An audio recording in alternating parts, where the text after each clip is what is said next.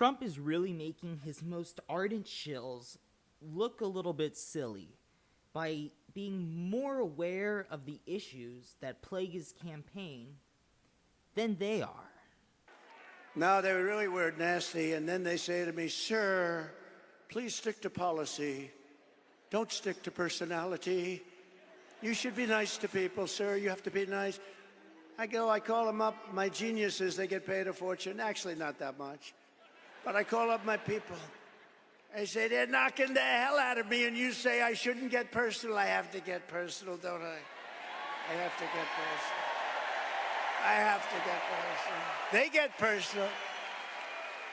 But I'm going to do my best. So they're allowed to get personal with me, but I'm not allowed to get personal to them. So these people claim not to want to counter-signal Trump before the election, but what does that even mean when Trump criticizes his own team directly?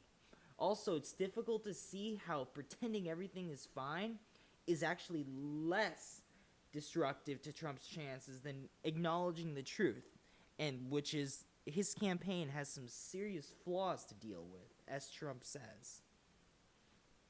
The Trump advisors clearly don't have a very good pulse on what it takes to win.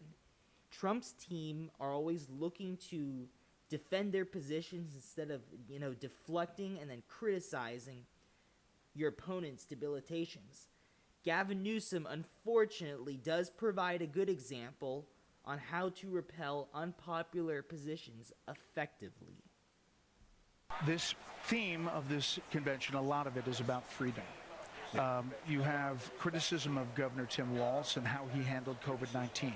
Obviously, you took criticism about how you handled COVID-19.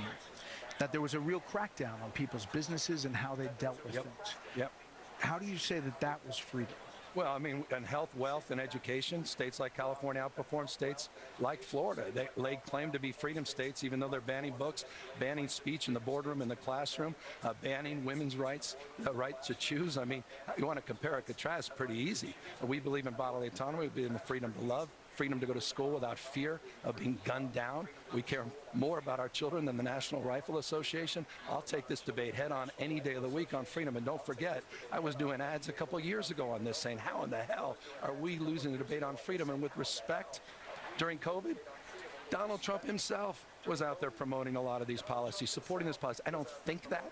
I know that. So Gavin Newsom is clearly confident in his remarks, and that is effective to swaying audiences.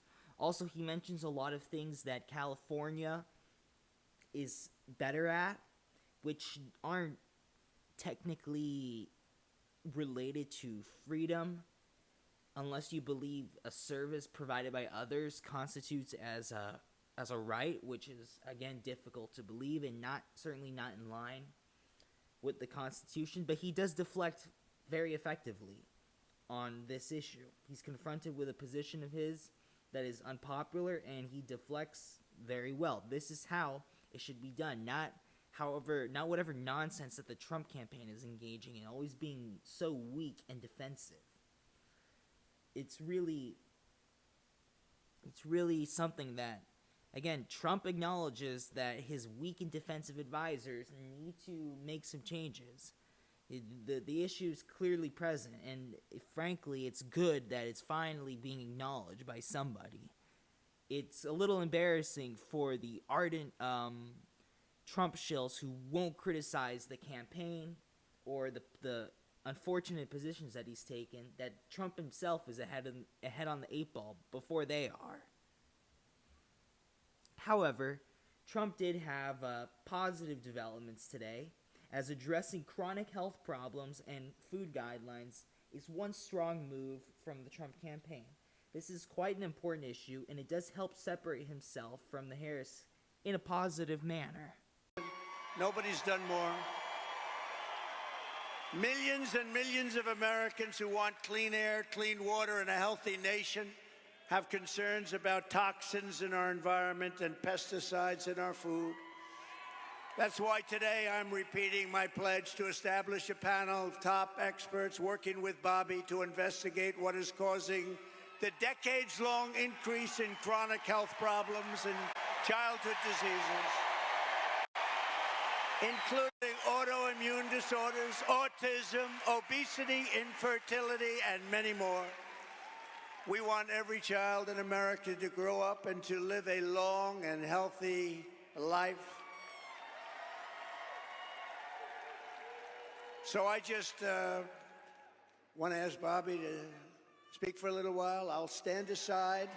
So it is a good development also that Kennedy is endorsing Trump on top of the initiatives about dealing with health problems and food ingredients. This is good, and this is going to propel him significantly towards victory. This is not a small development. This is a quite large and impactful development that could swing the electorate multiple percentage points in Trump's favor. And we're going to look out for polling that emerges over the next days or weeks to really see the impact that this endorsement has.